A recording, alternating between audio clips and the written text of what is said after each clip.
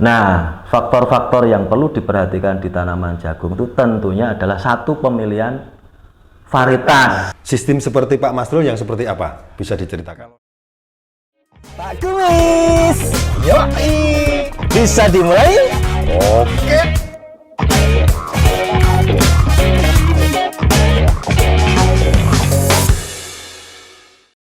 Halo sahabat visi, bagaimana kabarnya hari ini? Semoga selalu dalam keadaan sehat dan tetap semangat. Assalamualaikum warahmatullahi wabarakatuh. Jumpa lagi dengan saya Pak Kumis, tentunya dalam acara kesayangan kita P3K, Podcast Pojok Pak Kumis. Sahabat visi, PT Bisi Internasional Tbk yang lebih kita kenal dengan sebutan Bisi merupakan produsen benih jagung hibrida terbesar di Indonesia. Sebagai produsen benih jagung hibrida terbesar, Bisi terus berinovasi untuk menghasilkan produk-produk benih jagung berkualitas sehingga bisa memberikan kelebihan, keuntungan yang lebih bagi para petani jagung khususnya. Nah, di tahun ini Bisi pun kembali merilis produk-produk benih jagung super hibrida baru. Ada 3 varietas baru yang dirilis, yaitu Bisi 234 Maskot, Bisi 235 Maco, dan Bisi 236 Primadona. Seperti apa kelebihan ketiga varietas unggulan tersebut? Untuk itu telah hadir bersama kita pada kesempatan kali ini para narasumber yang merupakan juga tokoh-tokoh dalam dunia perjagungan tentunya. Di sebelah kiri saya ada Bapak Masrul. Beliau merupakan tokoh tani kunci, petani andalan, petani yang sudah pengalaman dalam menanam atau budidaya jagung yang berasal dari Desa Kepuh, Kecamatan Limpung, Kabupaten Batang, Jawa Tengah.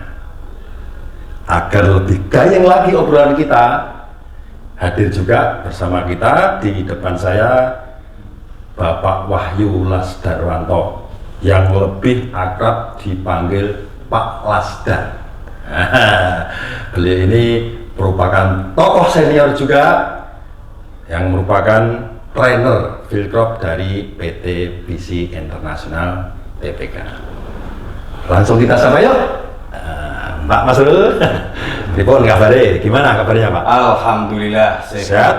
Sehat ya? Sehat dan semangat. Nah, yang penting itu sehat dan Semangat. Jadi saya alhamdulillah Pak Masrul, saya ini senang sekali kalau ketemu Pak Masrul ini. Karena apa?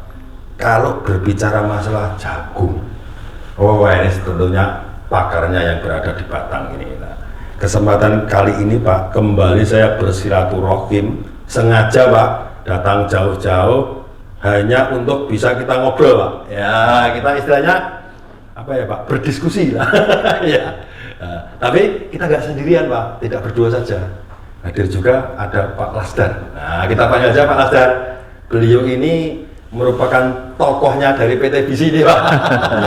Ini kalau ibarat kita kuliah Pak Masrul, beliau ini adalah dosen. Nah, dosennya jagung dan padi ini.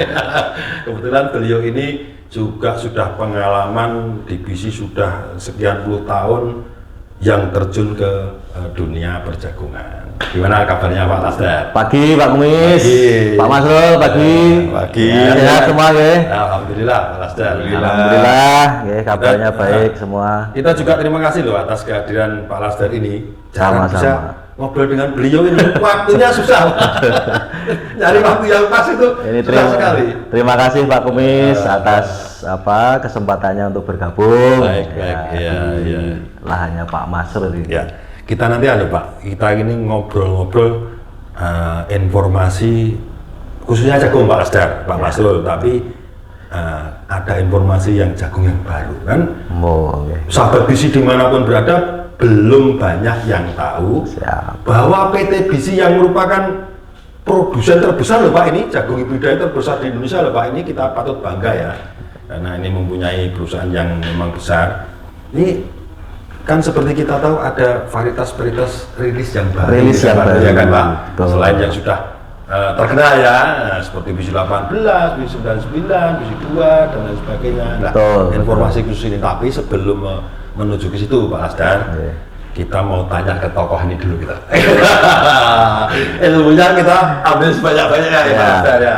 Yang praktek ini Pak Mas. Ya, karena ini bukti. Nah, kalau kita hanya ngomong teori, ngobrol, ini bagus, ini tidak, tanpa dibuktikan, dan yang membuktikan petani sendiri kan tidak valid Pak, tidak ada. Ya. Bicara secara umum ini Pak Masrul ya, Pak Masrul ini kan setahu saya itu juga tokoh panutan Pak Lasdar. Oh. Beliau ini walaupun bukan pamong, bukan punya jabatan tertentu. Baik, ya. Itu pamong dinas saja berguna kepada beliau loh Pak Lasdar. Masalah jagung. Ya. Nah, berarti kan sebagai panutan. Panutan. Nah, makanya salah satu kemarin teman-teman kita marketing itu melakukan uji coba atau dempot itu di lahan beliau. Jadi istilahnya Pak Masrul ini bisa dikatakan kayak farmernya. Nah, betul, tokoh kuncinya di Kepus ini Pak Ajis ya. Betul. Umumnya sebatang Pak. Nah, Pak Lurah saja ya ikut. Nanam apa Pak Masrul? Ini. Nah, ikut. Nah, bicara kembali lagi. Mohon maaf Pak Lasdar ya. Saya ke Pak Masrul dulu. Nanti kami juga pengen ilmunya Pak Lasdar dibagi bersama-sama ya. Mumpung kita ketemu pada kesempatan ini, yang tentunya obrolan kita yang bermanfaat ini bisa apa itu istilahnya dicontoh oleh petani-petani jagung sahabat BISI yang tersebar di seluruh Indonesia. Baik. Bahkan mungkin di luar negeri melihat tayangan kita di podcast kesayangan kita. Semoga. Ya, bisa menambah wawasan ya Pak ya. Semoga. Ya. Secara umum, pengalaman ini ya kan. Pak Masrul sendiri itu memang dari dulu itu sampai sekarang apa memang terjun langsung ke petani atau punya apa ya Pak? Istilahnya punya sampingan pekerjaan atau gimana Pak? 78 itu saya belum petani itu, belum ke jagung maksudnya? Belum ke jagung. Pada waktu 1980 saya sudah jadi petani. Sejak saat itu? 1980. Belum nikah dong? Belum. Masih jangan. Sudah mau bertani? Sudah bertani. Menggali pertanian itu tahun 80 itu ya? Tahun 80. Ini bertaninya itu hanya di tanaman pangan seperti padi atau jagung, atau pernah pengalaman bertani yang lain seperti hortikultura misalkan atau? Tidak pernah. Tidak pernah ya? Tidak pernah. Hanya terjun pertama itu ya saya ke padi. Pertamanya? Pertama. Sejak tahun 2005 saya pindah ke jagung. Oh, baru menekuni jagung itu konsentrasinya di 2005. Berarti antara jeda waktu tahun 1980 sampai 2005 ini beliau baru fokus di padi saja. Itu ya berarti Pak Lasdar ya. Betul. Berarti memang ada ketertarikan, ada informasi, ternyata jagung juga menghasilkan, mungkin begitu ya Pak Lasdar ya. Mungkin ada alasan dari beliau ya. Betul Pak Lasdar. Kenapa dari padi beralih ke jagung kan ada alasannya Mas. Kenapa Pak? Nah, ini. Itu kan itu ya, untuk menghemat tenaga kerjanya juga lebih ringan. Nah, dibandingkan padi. Perawatannya lebih mudah. Dan hasilnya ya secara hasil itu kan apa ya, relatif dari harga juga.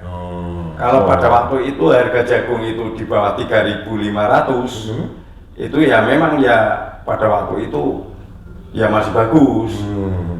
Tapi untuk sekarang kan antara jagung dan padi kan hasilnya lebih bagus jagung. Biaya operasionalnya lebih sedikit. Ternyata begitu. Nikah tahun berapa nikah? Nikahnya tahun berapa? Tahun 86. Oh gini Pak Ajis, saya curiga ini Pak Kumis. Jadi 1980 padi, ya. masih Joko. Bujangan. Belum pinter. Belum pinter. Setelah nikah ada kebutuhan, kecerdasannya meningkat. Sehingga mencari komoditas yang lebih menguntungkan. Jagung. Karena kalau nikah itu sudah membutuhkan jagung juga kan. barangkali seperti itu. Iya. Sampai itu kan jagung itu kan pemasarannya lebih gampang. Oh, lebih mudah. Ya. Lanjut, Oke, ya. Kembali lagi nih sebelum saya ke Pak Lasdar nih, kita saya mau mengulik banyak dari tokoh kita satu ini ya. Secara umum, Pak, perjagungan secara umum. Nah, ini alasannya tadi memang ke jagung itu karena memang ya lebih mudah perawatan, biaya lebih irit, hasilnya pun nggak kalah dengan padi tentunya kan. Nah, kalau Pak Masrul sendiri ini kan punya lahan padi, punya lahan jagung. Ya. Itu luasan jagung untuk jagung saja itu berapa Pak yang khusus untuk jagung? 20.500 meter persegi, 2,5 hektar untuk jagung. 25.000 meter persegi. Berarti 2,5 hektar. 2,5 hektar. 2,5 hektar. Untuk padinya hanya 5.000 meter persegi. Oh, masih ada padi. Ya, berarti sampai sekarang ini yang saya penasaran. Ya. Berarti setelah tergiur 2005 itu ke jagung, masih menekuni padi juga. Masih, Cuma sedikit. Makan. Porsi padinya cuma 25%. Bisa dari kebutuhan luasan lahan gitu Pak. Karena itu pun untuk konsumsi sendiri gitu ya Pak. Biar dapurnya Tidak terus selalu ngebul. Biar kegiling. Apa itu? Itu yang buat masak tidak guling ya Pak. Iya. Sayang istri. Soalnya kan gini Pak ya, kalau misalnya tanamnya jagung semua, itu istilahnya saya untuk bekal ke sawah itu kalau nempur kan lebih banyak. Beli beras. Beli beras. Oke. Masuk akal juga. Masuk akal. Jadi petani canggih ya Pak. Canggih. Perhitungannya sudah satu hambaran ini yang untuk nasi, ini yang untuk jagung, yang ini untuk untuk mendapatkan nyekolah ke anaknya dan sebagainya. Sudah canggih Pak. Iya. Makanya nggak salah Pak. Iya. Teman-teman tim marketing dari PT BISI itu mendemplotkan untuk uji coba itu di tempatnya beli itu nggak salah juga. Pak Kasno ya seperti teman kita tim marketing yang berada di Kabupaten Batang ini kan sudah punya tokoh-tokoh seperti Pak Masrul ini. Ya kembali lagi secara umum Pak. Biasanya Pak, ini secara umum itu kan beda wilayah itu musim tanam kan beda-beda Pak. Yeah. Ada yang 2 kali, ya, bahkan ada yang sekali Pak Lasdar, bahkan ada yang 3 kali. Kalau di Limpung dan Batang secara umum itu kebanyakan petani itu berapa kali dalam setahun Pak nanam jagung? Kalau nanam jagung untuk Limpung itu ya, kalau sistemnya bukan seperti saya itu hanya 2 kali. Bentar, saya potong dulu. Sistem seperti Pak Masrul yang seperti apa? Bisa diceritakan? Kalau saya kan sistemnya legowo. Oh. Jadi legowo itu kan gini Pak ya. Tidak konvensional Pak Lasdar berarti. Maksudnya kan begitu jagung panen langsung dipagas, itu batangnya dipagas, ditaruh di tengahnya. Lah untuk legowonya kan 30 kali 30 ini. Ya. Terus yang kesininya kan 70. Ya. Nah, nanti untuk batangnya itu ditaruh di sini di tengah-tengah. Lah yang ditanam yang di sini. Oh. Yang tengahnya legowonya dipindah. Memanfaatkan lahan sebelahnya. Iya. Di samping yang tanaman lama. Nah, sehingga bisa ngejar waktu. Jadi mempercepat rotasi tanaman yang tadinya legowo dijadikan titik tanam kan gitu kan? Ya, 2 baris. Bolak-balik canggih. Iya betul. Manfaat Dan itu juga hasilnya lebih banyak, lebih bagus. Pak Masrul. Berarti berapa kali kalau Pak Masrul dan umumnya di sini? Ya kalau ada airnya itu, kalau yang irigasian ya 3 kali, 3 kali panen. Kalau yang di lahan Pak Masrul itu termasuk itu irigasi, setengah irigasi atau tak ada hujan? Irigasi semua. Irigasi semua ya. Irigasi semua. Berarti secara ketersediaan air tidak menunggu musim ya Pak ya? Iya. Ada ya. Musim aja, asal ada tanah kosong ya langsung saya tanam. Berarti bisa dikatakan Pak Masrul ini ya sepanjang musim ya. Iya, jagung. panjang musim jagung Pak Lasdar. Taruhlah gini Pak Lasdar, Pak Masrul ya. Satu musim tanam itu mulai dari tanam sampai panen sampai pasca panen anggaplah 4 bulan. Ya. Iya. Nah, berarti setahun dibagi 4 bulan berarti 3 kali. Iya, ya. Kan kalau 4 bulan kan 120. Betul. Ya. Padahal jagung itu kan dipangkas kan 105 aja sudah dipangkas. Sudah bisa panen ya. Sebelum dipanen pun bisa ditanam di sebelahnya, lahan sebelahnya. Jadi sini belum tumbuh, langsung ditanami, terus ini jagung dipanen. Berarti bisa sekalian tenaganya Pak. Apa tidak dipidak-pidak orangnya yang panen jagung? Kan nggak apa-apa. Kalau Kan belum tumbuh. kan belum tumbuh. Kan belum tumbuh. Iya. Ya kan Pak. Anggap saja kalau terinjak lubangnya, Nggak terinjak apa-apa, tutupnya. aman. Ini saya jadi tertarik nih, jadi menarik nih Pak Kumis. Iya, gimana Pak Lasdar? Pak Masrul ini kan sepanjang musim, maka nanti ketika pemilihan varietas itu harus cermat loh. Nah, ini Itu nanti bisa Betul, kita betul. Nah. mungkin bisa dibahas di sini nih Pak. ini sebelum itu Pak, memang saya sudah berpikiran ke situ karena sistemnya kan beda, bukan konvensional kan, Iya. Pak Lasdar, kan? Beda dengan yang umum. Ya. Konvensional panen baru tanam lagi, panen baru pasca panen itu pun apa dibabat dulu dan lain sebagainya, ya kan Pak? Secara keseluruhan itu gini Pak Kumis sama Pak Masrul. Dalam 1 tahun itu kan mesti mulainya kalau kita bicara musim penghujan, itu kan mesti September, Oktober. Ya, ber ya. Ber kan itu kan. Habis itu biasanya apa Pak Cis? Ya. Pak Kumis? Februari. Apitan. Apitan atau peralihan. Dengan berdoa semoga masih ada hujan yang Hujannya. cukup. Ya. Setelah itu kemarau satu. Ya. Nah kalau Pak Masrul punya irigasi, berarti kan ada kemarau satu, Kemarau dua. nyambung lagi, penghujan lagi. Jangan-jangan Pak Ya, toh? Lasdar, dengan sistemnya seperti yang diinfokan Pak Masrul tadi bisa jadi dalam setahun itu 4 kali. Betul, Ya kan Pak? betul. Ini belum dipanen, sudah ditanam sambil manen Nah. dengan tanah sebelahnya, ngejar musim kan? Betul. 100-105 hari sudah bisa dipanen kan Pak, gitu secara umum. Ya. Ya, bisa Oke. jadi. Berarti Pak ya, saya tertariknya ini apa?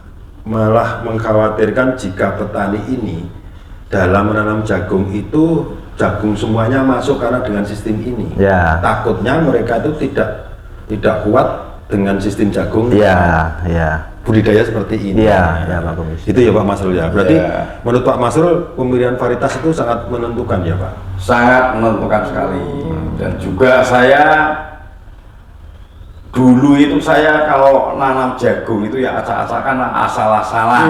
Tapi sekarang ya sudah saya istilahnya sudah saya banding-bandingkan antara ini yang tahan bule apa, yang tahan busuk batang apa, yang banyak simpingnya apa, itu kan pengaruh juga. Simping itu kamplok kempit. kempit. Ya, Bahasanya orang ada kamplok. Kamplok. Siwil. Siwil. Dikenal Katek. Katek. Kalau di Pokoknya- sini kempit. Pokoknya yang nempel di utama, Di jagung jagung yang utama. utama. Nah, berarti nempel gitu ya Pak, ada nempelnya gini kecil gitu ya. Ya. Dan itu di tongkol atas Pak Cis biasanya. Itu ya di tonggol utama ya Pak. Itu pengaruh besar sih. Pengaruh besar ya, Di Pak? samping itu kalau buang itu kan perlu biaya. Betul. Per hektar itu paling minimal itu buang simping itu ya per hektar itu 300-an ribu. 300.000. Buang siwilnya tadi ya. 1 hektar itu 3 jutaan. Buang waktu. 300.000 atau 3 juta Pak? 3 juta kalau 1 hektar. 1 hektarnya. Satu rakit itu biasanya per 1000 meter persegi itu kalau buang itu 300. itu 300-an. Kali 10 Pak. Wih. Tenaga. Iya. Gitu loh. Berarti kalau tipe jagung atau jenis jagung atau varietas jagung yang ada simping bahasa sini atau siwilnya Atau kempit. atau kempit itu Iya. berarti sangat merugikan ya Pak ya. Sangat merugikan. Mungkin ini Untuk- salah satu itu. Karena saya kan pakainya kan tenaga orang sih ya. Oh ya betul. Jadi itu kan ayo 2,5 hektar semua Pak. kan ada perhitungannya. Betul. Secara analisa usaha tani ya Pak. Iya. Jadi salah satu faktor Pak Masrul mungkin senang terhadap varietas yang ditanam ini adalah varietas yang tidak berpotensi keluar kembel. Sekarang ke Pak Lasdar, Pak. Sehubungan dengan ini Pak Lasdar, yang ingin saya tahu, karena Pak Lasdar itu juga sangat berpengalaman, kemudian tahu secara apa, sebelum ke genetik Pak, yang ingin saya tahu, misalkan ada petani seperti Pak Masrul dan lain-lainnya ini untuk menghasilkan yang optimal, biar tidak terkena yang seperti ini, kalau petani lakukan seperti ini. Tapi secara keilmuan itu apa yang harus dilakukan petani untuk tahap awal, Pak Lasdar, monggo. Baik, gini Pak Kumis, jadi menanam jagung itu sebetulnya juga merupakan satu faktor yang sangat penting adalah pengalaman. Nah, faktor-faktor yang perlu diperhatikan di tanaman jagung itu tentunya adalah satu, pemilihan varietas. Tadi ya yang dikatakan Pemilihan varietas itu utama ya? Seperti Pak Masrul menginformasikan bahwa yang menjadi momok petani di sini itu kan salah satunya adalah bule tadi, gejala atau terjangkitnya bule atau busuk batang. Ketika varietas itu sudah dipilih oleh petani di sini adalah varietas yang tahan bule, tentunya itu sudah suatu menyelamatkan dulu sejak awal. Agak aman, nyaman gitu ya. Nah, secara khawatiran berkurang. Oh, ini sudah tahan bule. Jaminan dari mana? Dari petani-petanian, ya. Kan seperti itu. Nah, salah satu faktornya itu pemilihan varietas. Yang nomor 2 itu adalah menjaga lahan, Pak Jis. Oh, berarti untuk menjaga lahan dulu ya, Pak, ya? Lahannya dulu supaya lahannya Pak Masrul ini selalu steril dari patogen. Betul. Patogen atau yang berjangkit di jamur bule itu kan cendawan atau jamur ya, Peronosklerospora itu ada medis, ada sorgi, ada Filipin. Itu kan yang sorgi itu Pak Ajis itu bisa bertahan. Jadi misalnya habis ditanami jagung yang dulunya terkena bule, setelah tua tuh Pak Ajis, daunnya itu kan masih mengandung patogen-patogen. Betul. Itu setelah dia tua, itu bisa bersarang itu menjadi suatu kelompok organisme di situ. Berarti menemukan habitat di situ ya, Pak? Nah, itu bahayanya ketika petani jagung salah memilih varietas itu tadi. Oke. Akhirnya bersarang, Pak Haji. Itu satu. Itu 2, lahan. Supaya lahannya terjaga dari terjangkitnya bule, pertahankan varietas jagung yang Pak Masrul pernah nanam yang itu sudah aman dari bule. Udah ternyata terbukti. Yang terakhir Pak Masrul itu adalah kebersihan. Kebersihan lahan. Nah, rumput Nah, penyiangan dan sebagainya. Drainase juga. Mengatur kelembapan, karena yang namanya jamur atau cendawan itu cepat berkembang sekali ketika kelembapan itu 90%. Jam 1 pagi. Nah, itu dini hari terbentuknya yang namanya Clanidia. Jam 4 pagi terbentuk Clanidia foam. Nah, embun tepung jam setengah 6 pagi Pak Haji, seperti kalau kita belajar dulu itu nyemprot harus setelah embun tepung dan sebagainya. Gitu ya. Itu terbentuknya spora-spora itu.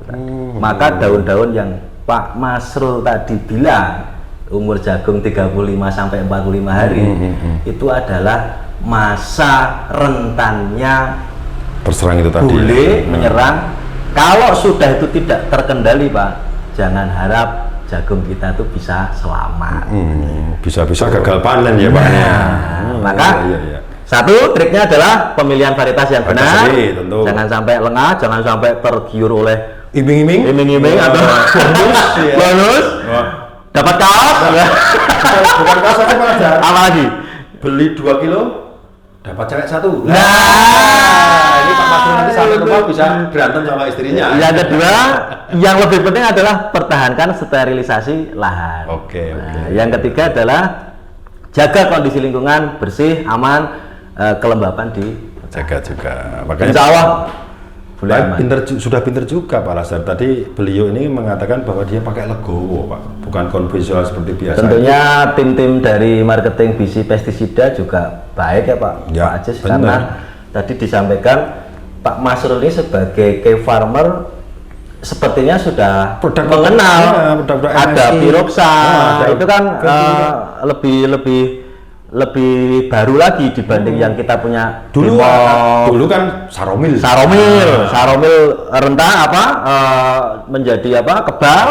Kita ada Dimov ada beberapa lagi yang sudah kebal, kita sudah punya Piroxa. Berinovasi terus Pak. Jadi, Insya Allah. kapal terbang atau PT BC atau PT MS itu MSI. seperti itu Pak Masrul. Jadi kita selalu improvisasi lah ya. improvisasi dengan dasar penelitian yang ada di biotek kita. Nanti Itu selalu Mas. mengutamakan kualitas nih Pak.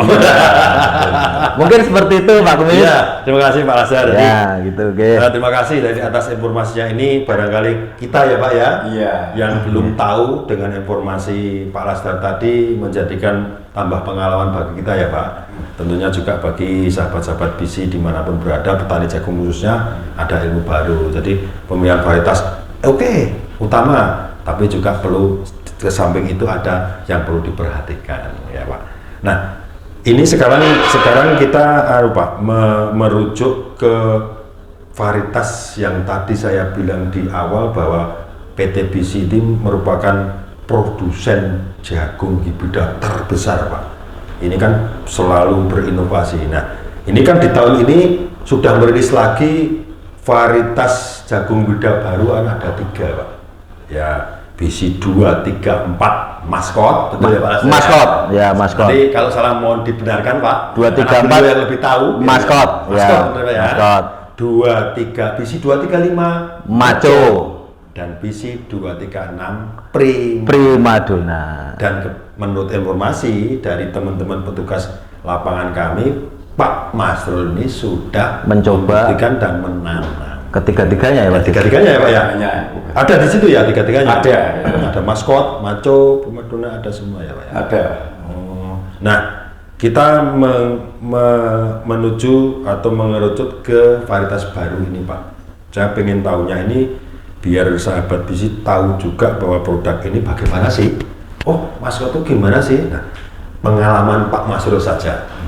Dari maskot, maco, dan primadona ini keunggulannya Pak. Sekarang saya keunggulan dibanding dengan jagung varietas hibrida yang lain yang pernah Pak Masrul tanam gitu.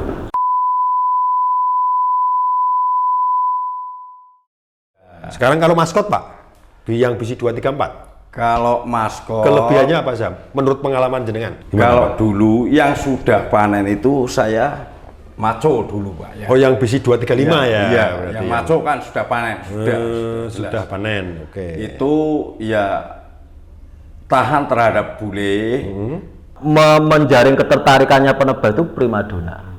Tapi ingat, ini bukan bohong-bohongan. Gedenya si primadona ini gede yang istilah Jawanya mentes Pak Kumis. Gede berisi. Gede berisi, ditimbang juga sumbut dia.